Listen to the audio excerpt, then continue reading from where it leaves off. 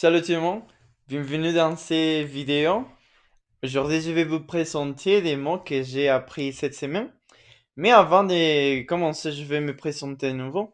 Alors moi, c'est Luis Diego, je suis mexicain, j'ai 23 ans et j'aime l'apprentissage de langue.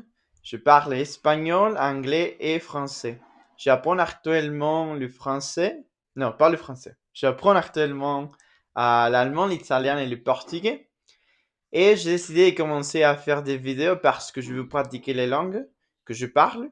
Alors, je veux parler surtout en français, parfois en allemand parce que je n'ai pas un niveau très avancé en allemand, mais je vais essayer.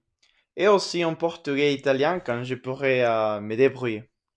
Alors, aujourd'hui, je vais vous présenter des mots que j'ai appris cette semaine. Ce sont des mots en français et on y va. Alors, on va commencer avec la petite liste. Comme je vous ai dit, ce sont des mots en français.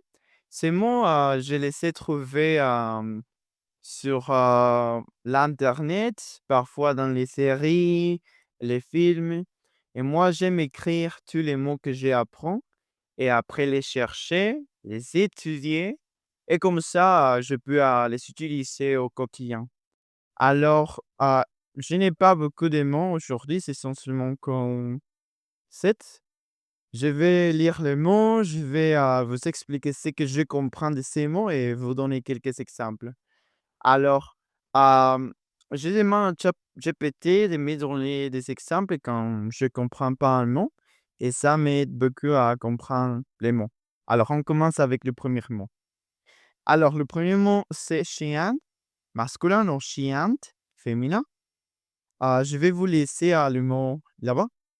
Alors, chien, c'est quelqu'un de gênant, quelqu'un d'agaçant, quelqu'un qui nous gêne. Et je vais lire quelques exemples. Euh, il est chiant avec ses remarques, il critique tout. Alors, imaginez quelqu'un qui critique tout. On pourrait dire que cette personne-là est chiante. Alors, masculin, chien, féminin, chiante. Un deuxième exemple. C'est chiant de devoir refaire tout le travail à cause d'une erreur. Imaginez répéter un travail seulement à cause d'une erreur. Ça est vraiment chiant. Mhm. Bien, on va continuer avec le deuxième mot. Et le deuxième mot est anéantir. Anéantir, c'est un verbe. Et moi, j'aime dire qu'anéantir, c'est un synonyme de détruire. Peut-être littéralement ou dans un sens figuré. J'ai trouvé ces mots dans un film et je vais vous lire quelques exemples. Alors, la nouvelle de sa mort l'a complètement anéanti.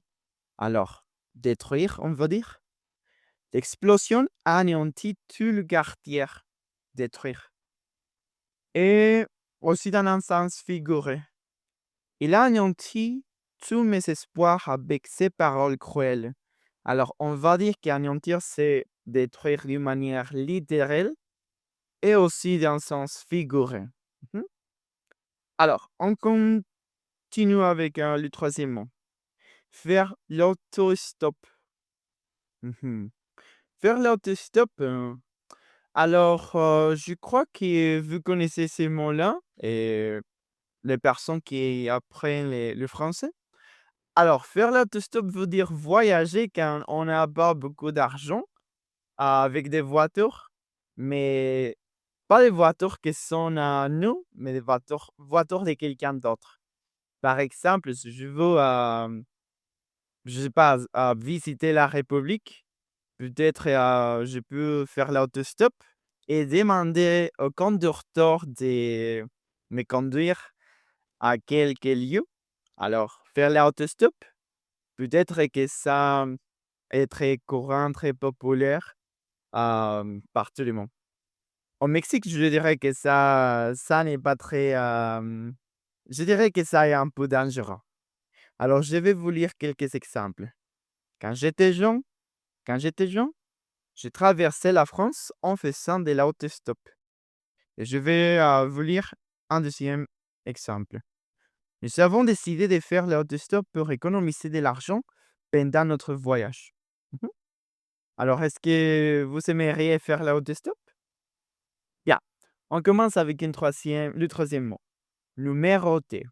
Numéroter veut dire donner un numéro, un, 2, 3, comme ça. Et je crois que c'est simple, alors je vais vous donner les exemples. Nous devons numéroter les pages de livres. Ça veut dire donner un numéro, un, 2, 3 et comme ça. Il faudra numéroter les places du parking. La même chose. Et bien, on va continuer avec un autre mot. Faire en sorte. Faire en sorte veut dire s'assurer que quelque chose se réalise. Ouais, je dirais que s'assurer, c'est un bon synonyme de faire en sorte. Maintenant, je vais vous lire quelques exemples. Il faut faire en sorte que tout soit prêt avant leur arrivée. Alors, on doit s'assurer que tout soit prêt avant leur arrivée. Un deuxième exemple. Elle a fait en sorte que ses enfants aient une bonne éducation. Alors, elle s'est assurée que ses enfants aient une bonne éducation. 3. Nous devons faire en sorte de ne pas répéter les mêmes erreurs. Nous devons nous assurer de ne pas faire les mêmes erreurs. Alors, faire en sorte, s'assurer. OK. Sommelier. Alors, sommelier veut dire dormir légèrement ou peut-être pas dormir, mais rester inactive. Euh, Par exemple, quand j'ai cherché sommelier, euh, je me suis souvenu quand j'étudiais le lycée, j'ai sommelier toujours à l'autobus, dans le bus, alors dormir légèrement. Et je vais vous lire quelques exemples. Il sommeillait sur le canapé pendant que la télévision était allumée. Alors, littéralement, dormir légèrement. Mais nous pouvons aussi l'utiliser dans un sens un peu plus figuré. Ici un exemple. Je crois qu'un artiste sommeille en lui, même s'il ne montre pas encore. Même si elle ne le montre pas encore. Alors, une artiste reste inactive en lui. Et un autre exemple. La ville semblait sommeiller sous les chaleurs de l'après-midi. Alors, la ville restait inactive. Mhm. Et je vais vous lire le dernier mot. Alors, dodo, D-O-D-O. Moi, j'aime beaucoup ce mot-là. Et c'est simplement une autre manière de dire le sommeil, d'aller se coucher, de dormir, faire le dodo, aller dormir, faire une petite sieste. Et moi, je trouve ça très mignon. Je vais vous lire quelques exemples avec dodo.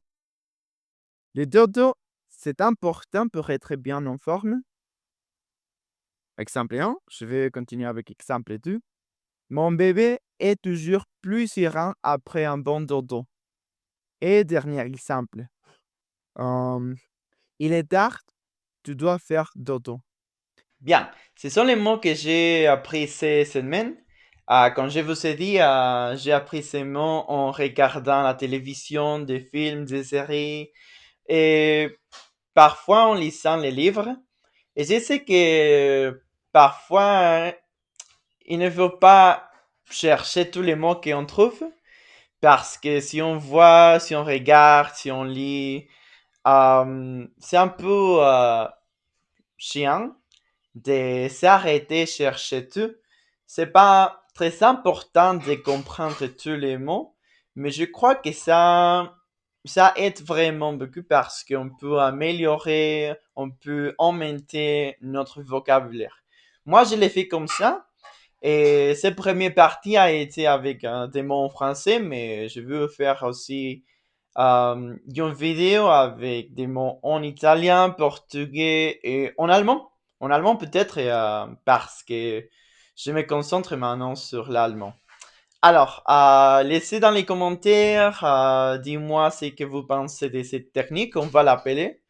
Est-ce que vous cherchez les mots que vous trouvez en regardant la télé, en lisant des livres? Bien, j'espère que ma vidéo vous a plu beaucoup et on se voit la prochaine fois.